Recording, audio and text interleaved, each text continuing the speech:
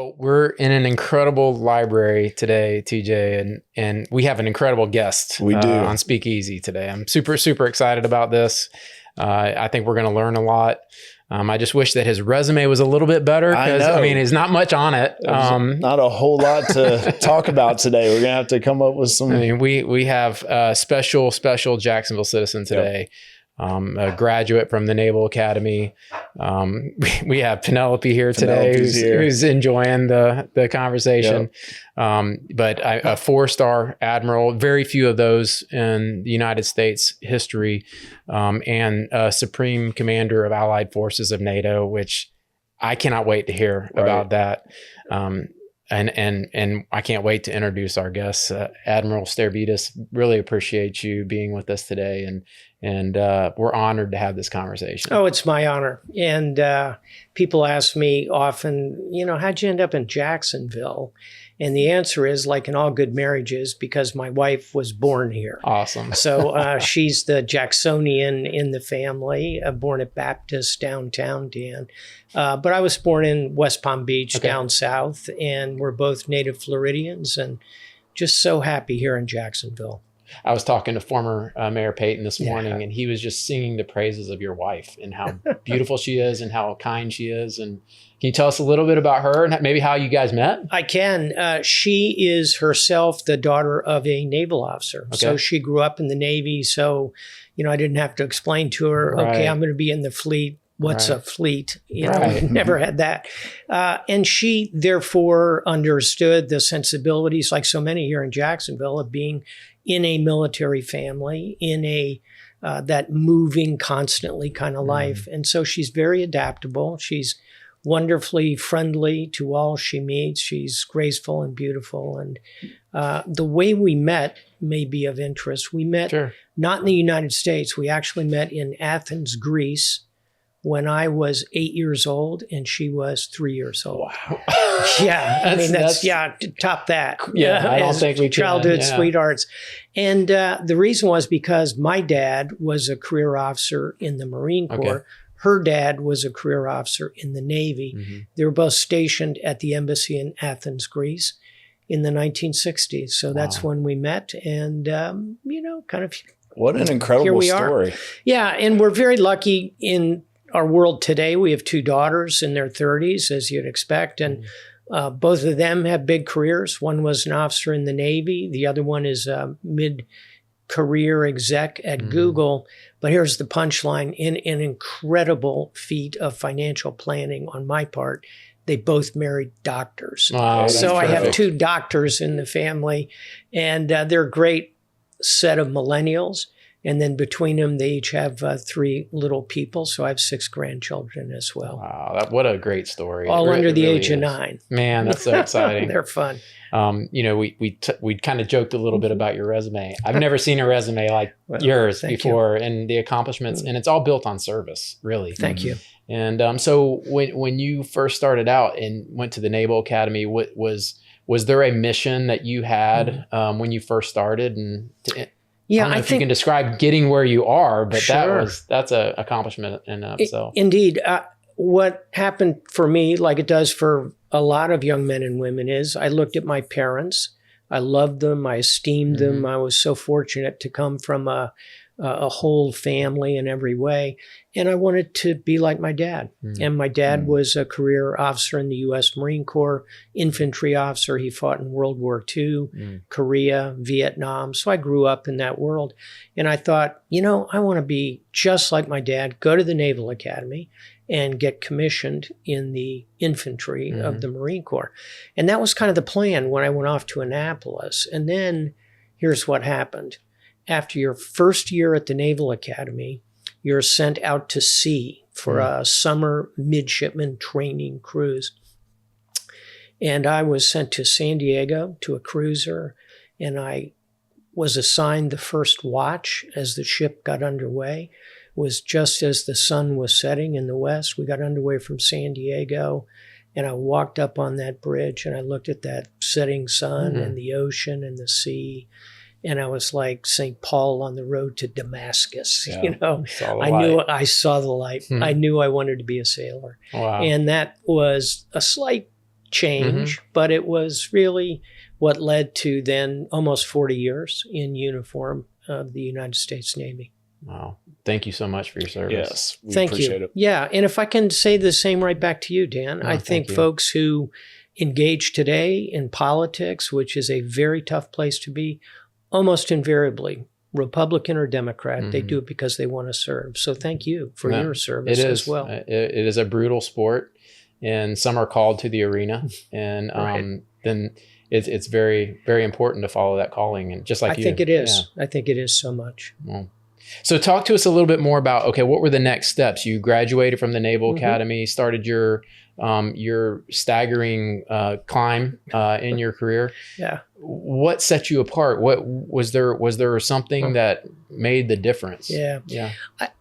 It's always difficult to kind of judge a life, particularly when it's your own life. Sure. But in everyone's life, there are moments that kind of stand out. So I'll give you 3 that I think really helped crystallize my career. One was in my 20s, the Navy sent me back to graduate school to get a PhD in international relations.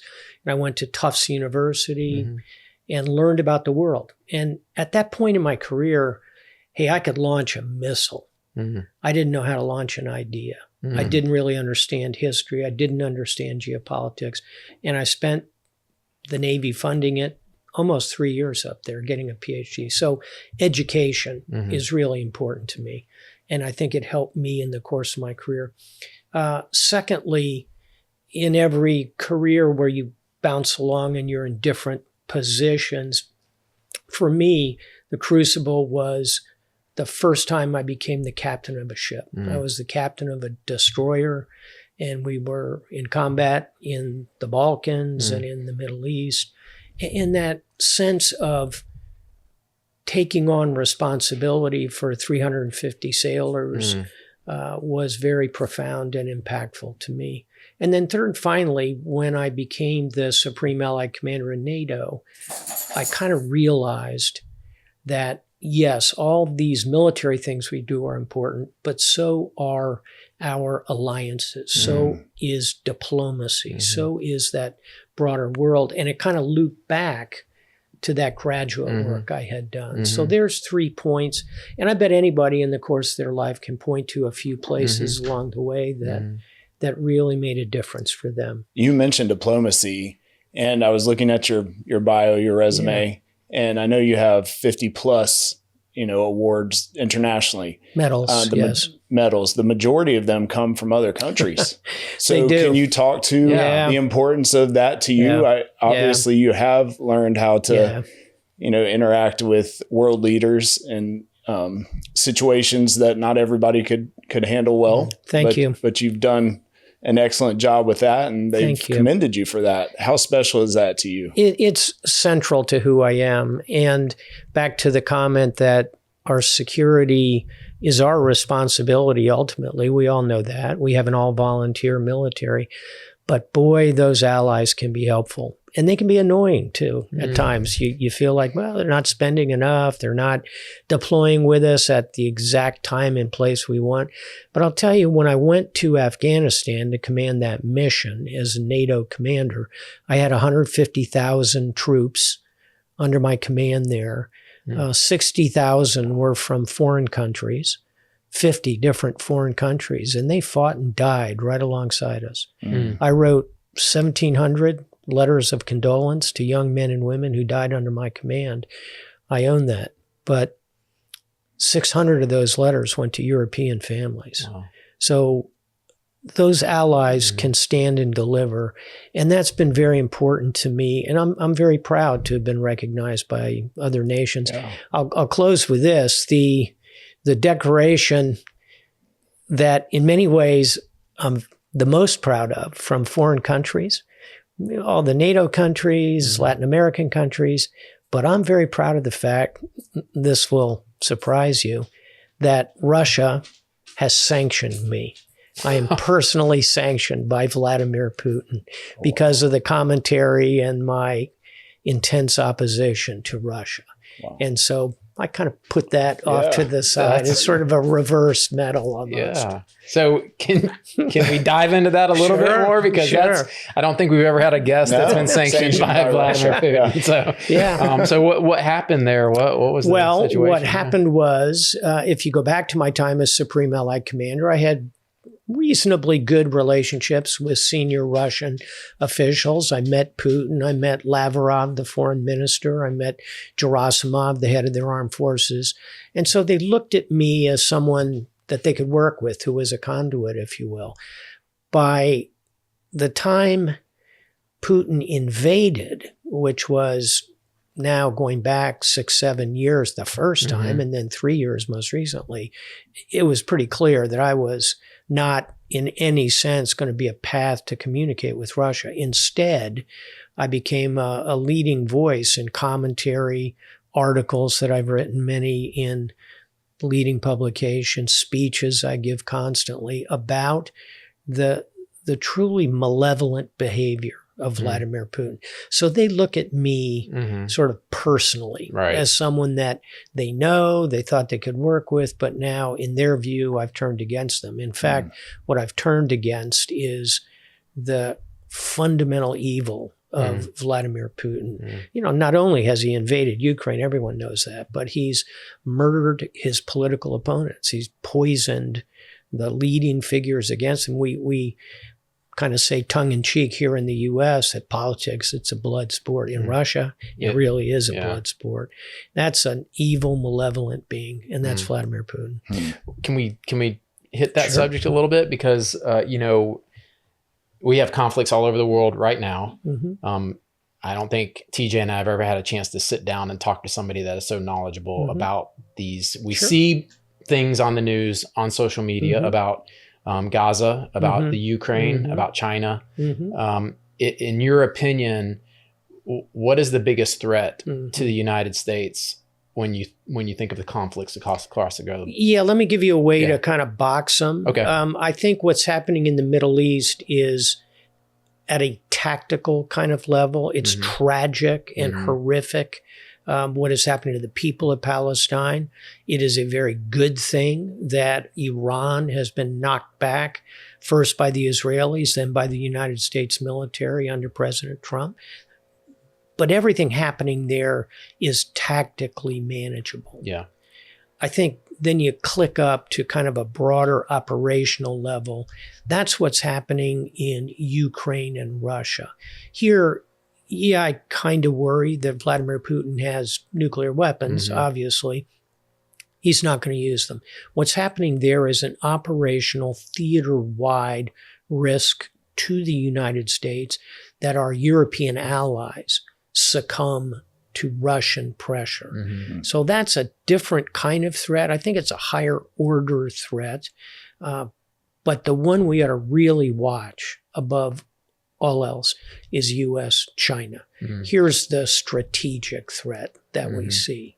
And at the end of the day, only China could stand toe-to-toe with the United States, could beat us in the race to artificial intelligence, could fundamentally bend the course of our economy, could influence our citizens. This is why the U.S. taking over TikTok, for example, makes a lot of sense. We don't want China having that kind of influence inside America. So politically, militarily, economically, culturally, China is the strategic challenge. So all three are concerning, but I'd kind of put them in that order. I was going to ask you what your thoughts were about, you know, the different mechanisms that China could employ, you know, in relation to AI, different technology, and just non-conventional approaches towards warfare. Intellectual theft of our technology. All the above. And the way to think about that is, and I'm glad you raised it, because we often think geographically, but there's another dimension, and it's cyber, artificial intelligence, manipulation of our politics using those kind of tools, cyber security, intrusions offensively. All of that is something China has mastered. And so in addition to the kind of conventional hey, we need ships and planes and troops and missiles. We also need that capability to defend ourselves in the world of cyber and AI. I'll close with this. Something President Trump did in his first term that I really applaud, and I don't always agree with President Trump, but I really applauded the formation of the U.S. Space Force. Very smart. And right behind that, and I think you'll see it in this term, is a cyber force.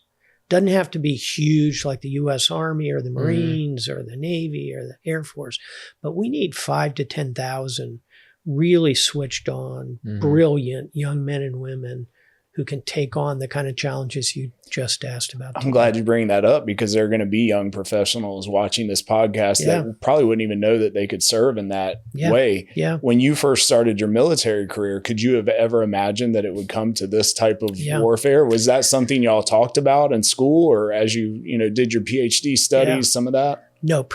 Is the short answer. And when I was in school in Annapolis in the late 1970s, we were right on the edge of learning how to program computers. We're using very simple computer languages like COBOL, BASIC, Fortran. I learned how to code, as we would call it today, in those years. But we never thought of it as something that was going to be so central to warfare. And yet, look at what's happening in Ukraine. Here you have literally hundreds of thousands of drones flying over those battlefields, and their warfare capability is integrated absolutely by the internet, by cyber, and increasingly by artificial intelligence. It is fundamental to warfare.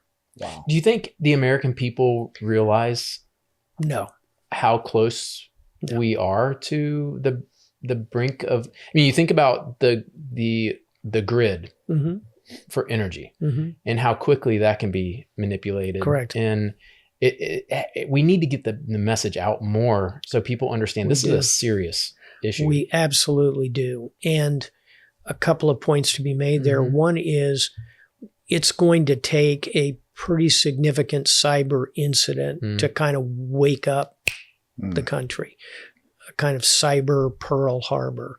And I think, unfortunately, that is coming.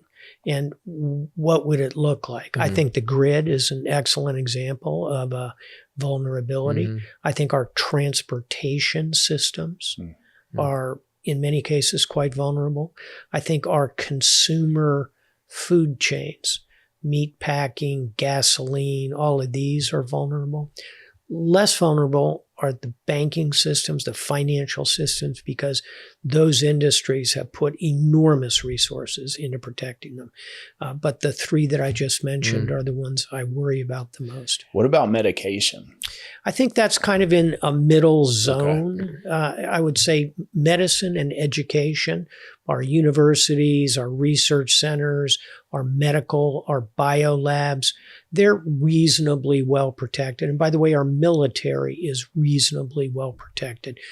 Where we ought to be worried, again, is the electric grid, which is just fundamental to every aspect of our lives and, of course, powers the internet. The food consumer kind of basis, I think, is a second pretty serious concern point. And I think when I put those two together, that's where my real worry point is right now. During the pandemic, you would hear stories about people having a tough time getting their actual medication that they need, in some cases to survive. Correct. Because it's being produced or manufactured in other countries. So a way to think about it is we can live, if we had to, we could live kind of indefinitely without electricity. You can live indefinitely without natural gas. Life would be extremely inconvenient and extremely different. You can't live 6 days without water. So the water grid is particularly important.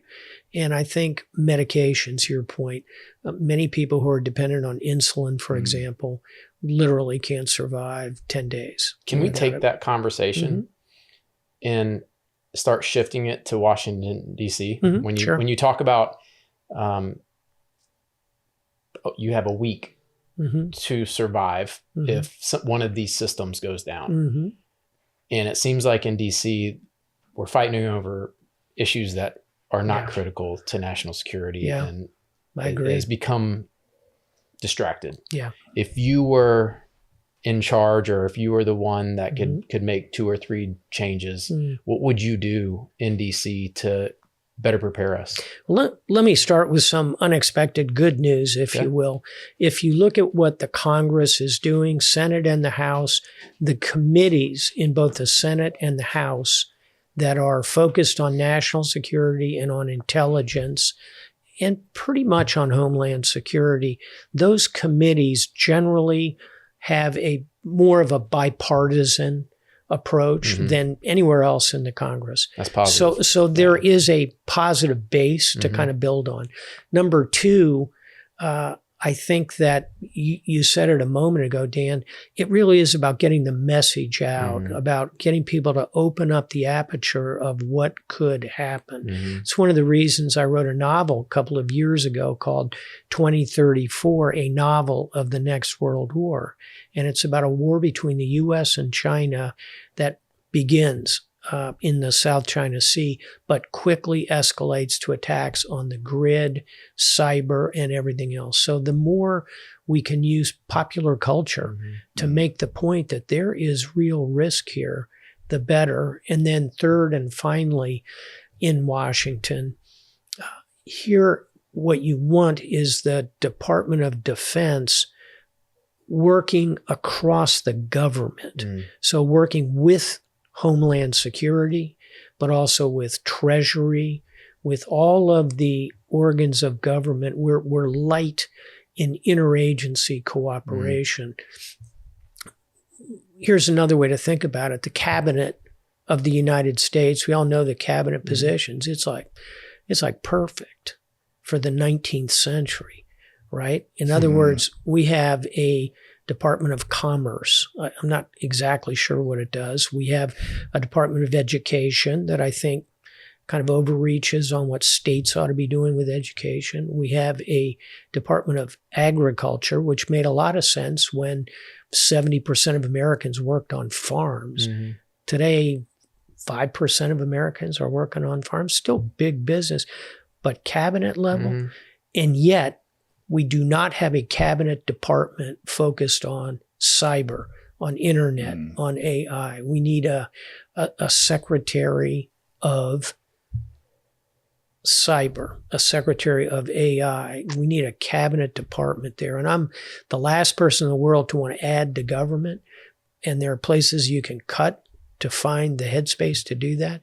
But I think that's what's needed because that would get us that interagency approach. Right now, it's kind of siloed between each of the different cabinets. I have a question for you. So recently, we've seen our Secretary of War, as it's called now, Mr. Hegseth, bring all of those leaders together and talk to them about, some of the policies that aren't being followed when it comes to appearance and can you speak to that? What were your thoughts on that? Was that a good move on his part, or? I don't think it was. And I'll tell you why. When you bring 800 senior leaders together, it's a big expense, millions and millions of dollars. Can the Department of Defense afford it? Sure. But it's an expense. It's a security risk. Here in the same building, you have the president, the chairman of the Joint Chiefs, all of the Joint Chiefs, every one of the service chiefs, and the 800 top leaders. It's a huge security risk. And they did it at Quantico Marine Corps base I know quite well because my dad was in the Marines. It is a very lightly defended space. And it was announced in advance. Everyone knew what time it was going to occur. So kind of a security risk. And then thirdly, I think it came off as the Secretary of War, as he calls himself, Hegseth, talking about physical fitness, being in good shape, shaving. Okay, I get all that. You can do that with an email or a video conference. There's no need to call them all together for that. What I think should have happened, if you're going to call them all in together, let's talk about high-level things. that really matter, like we've been talking about. Talk about what are we doing about military use of AI? What are we doing about drone defenses? What are we doing about the threat from China? That's the conversation to have with those leaders. And then finally, we're all leaders. We all have different teams who work for us. Whenever I bring leaders together, and when I was the NATO commander, I had 400 admirals and generals kind of on my team in one place or another. You want to give them a chance to talk to you. Right. More important than you transmitting is them receiving. You want that to occur, but then you want to hear from them. I see no evidence that that happened. So I think it was kind of a missed opportunity. Having said all that, I like it that the Secretary of Defense is physically fit, that he challenges the troops, that he wants people to look sharp in a uniform, that he doesn't want generals and admirals who don't look good in their uniforms. I'm good with all that. But I think he missed an opportunity to take it to a much higher level. Delivery method, maybe. Yeah. Yeah. So, T, we're sitting in a 5,000 book library. Pretty amazing. It's pretty incredible. And it really is. This isn't even half of it. Yeah. As you walk, Correct. Up to get to this place, you see that you clearly have a passion for reading, and you mentioned education and how important that was. And even the novel that you authored, which, by the way, you didn't mention, was a New York Times bestseller. So congratulations on that. Don't tell me anything more because I want to read it. So, But you've written, I believe, maybe 15 plus books. Are you working on one now? Is there something that you're... Yes, I have 2 books coming out this year. The next one is set in the year 2084 and looks at a very different world and takes all the issues we're talking about and drives it into the future of the century. And then after that, I have shifting time periods completely. I have a work of historical fiction set in the early days of World War II about a young naval officer who's very talented, but very flawed. And it's a story of his journey through the inferno of the Second World War. So 2 more novels coming out. I'm working now, just starting a book about the impact of maps, cartography, alongside weapons in human history. So a lot of people have written books about, a lot of people have written books about maps and how they shape the world. A lot of people have written books about the military advances at any given point. What's fascinating to me is how often some advancement in the ability to map something lands on top of the discovery of gunpowder, for example. China discovers both mapping and gunpowder at the same time, hundreds of years ago. There are multiple points like that. That's the next book. Now, when you do your books, there are audio versions.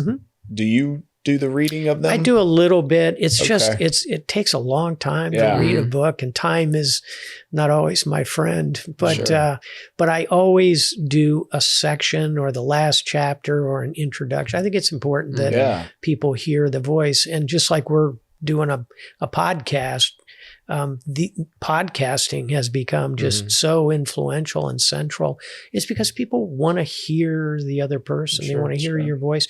They measure it. They decide whether you're trustworthy or a fraudster. A lot of it comes out of listening. So yes, I love to do a little snippet or 2 in each. I always love it when the author actually reads the book. I know. I wish I could find time to do the entire thing. With AI, they might be able to take your voice and make it read the whole book. That's a great idea. You've got a real future. Yeah. There you go. Thank you. So one last question. We're coming up on time.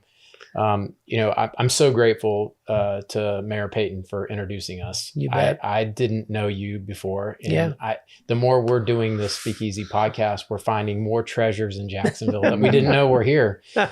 So what is your last question and maybe some thoughts for the folks in Jacksonville? What do you love about our city? Well, first, I have to give a shout out to John Payton, who's been my friend since he was the mayor. And I was a young admiral in command of a carrier strike group here over at Mayport Basin. And Mayor Payton flew out and spent time with my sailors. I'll always remember it. And I remember as he got off the airplane, I thought, this is a great guy. Because he's exactly my height, like 5'5" on a really good day. So I always say about John Payton, he and I see eye to eye. That's great. That's great. But what do I love about Jacksonville? I love first the physical beauty of the city. It's a city of rivers and forests and above all beaches. The physical beauty, pretty hard to top. I think number two, whether you're Republican or Democrat, whether you're white, whether you're black, I think people identify with the city and are pretty good friends. I don't see that kind of visceral anger that I see dividing other cities in which I've lived. And I commend to anybody, just if you don't believe me, go to a Jaguars game. And even though we lose a lot more than we win lately, we're off to a great start this year. And I'm here with two football players, feeling very safe in my library in case anybody tries to rush us. We got you. We'll take it. But I think there's truly a spirit of friendliness that exists here. And then third, I think it's a city of immense potential. You know, there's kind of that old saw that Jacksonville, it's the city of tomorrow forever. Well, I think our time is now. And I feel that spirit moving. And it's what you see downtown. It's what you see with the military, which continues to be a very staunch part of this. I think tourism has huge up potential here.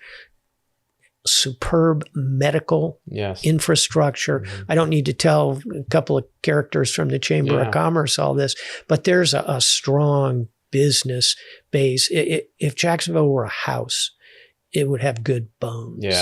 We just got to keep building it, and I think we will. So for Admiral, those reasons, I love it. We're so honored to have you on, and I would like to count you as a friend as well. Of course. You know, when we would love to have you involved with the chamber, and I want to definitely read your book. So I'm going to make sure I do that. Well, you will leave the house with a copy. All right. That's awesome. It's an honor to meet you. It's my honor. And also thank you for being so nice to my basset hound, Penelope. And the one thing you didn't ask me to round it out is, where did Penelope get her name? Well, Penelope, you gotta tell us now. I'm going to tell you. And you have to reach way back to your knowledge of ancient Greece. You remember Ulysses, who comes home from the Trojan War, and it takes him 10 years at sea to finally make his way home. What was his wife's name? Penelope. She waited for her sailor to come home from the sea. That's how Penelope got her name. Well, that's a perfect way to end. Thank you. All right. Thank you very much, sir. Thanks for having me. Thanks for tuning in to Speak Easy Jax. If you enjoyed the conversation, follow us on our social media platforms, share it with a friend, and make sure you like and subscribe so you never miss an episode.